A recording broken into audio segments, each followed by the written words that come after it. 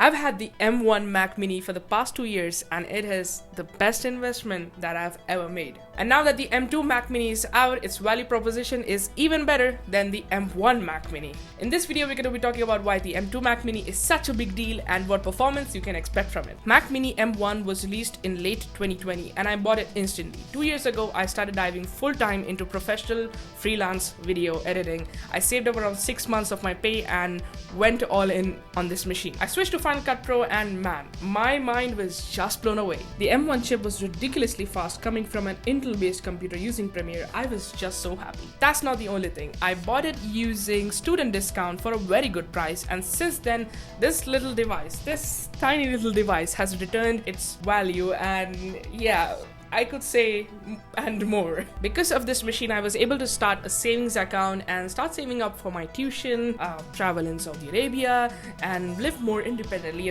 just take all my spendings, all because of this machine. This machine changed my last 2 years and I cannot be more thankful. Now let's talk about the M2 Mac Mini. With a student discount, it costs around $500.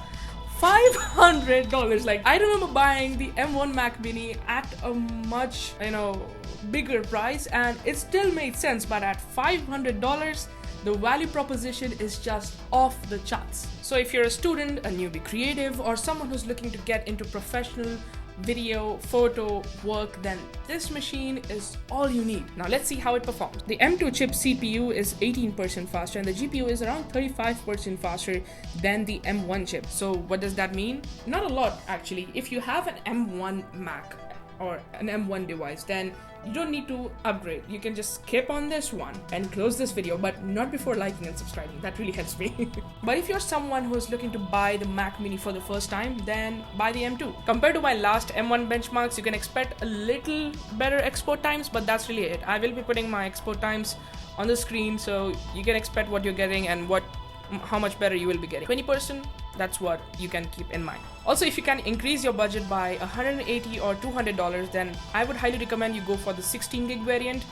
Yeah, if I had a chance to buy the M1 Mac Mini again, I would buy the 16 gig variant, and here's why. Like, there are some minor hiccups here and there, like swinging through the timeline. You may experience some lag sometimes, like importing new media, some lag here and there, but it is still better than any Windows computer in this cost segment. There's no one with the price to performance. It's been a long time since I've said that word, but price to performance ratio, there's no one close to this machine. So yeah, that's the video. I'm super excited with the direction the Mac Mini is going in. I was expecting a refresh last year, but I'm excited anyways. This is a lot more accessible than the M1 Mac Mini, which is already accessible. So they're gonna be buying, a lot of people are going to buy a Mac and they're gonna love them, and they're gonna probably buy another Mac. Like I'm considering to buy an M1 Pro MacBook 14-inch. I would have never considered that, but I love the Mac and its value proposition, and yeah, that's the reason I will be buying that. And I would have never considered buying a MacBook if I didn't love the M1 Mac Mini so much. So yeah, there's that. Alright, like the video if you liked it, subscribe to the channel if you haven't already, and I will see you in the next one. Bye-bye. Let's do this. Alright. I am bad at this.